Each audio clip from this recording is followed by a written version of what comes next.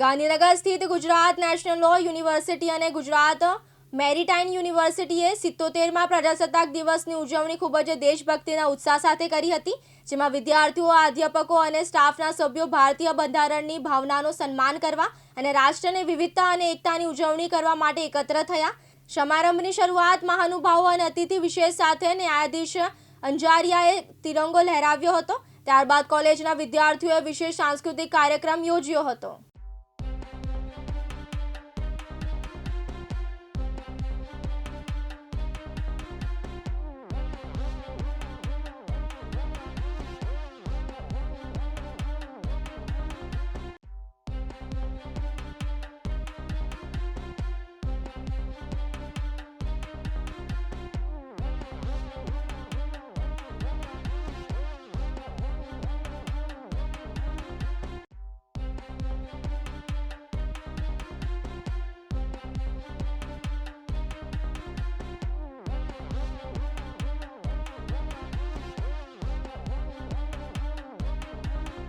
અવકાશ બારોટ, દિવ્યાંગ ન્યૂઝ, ગાંધીનગર.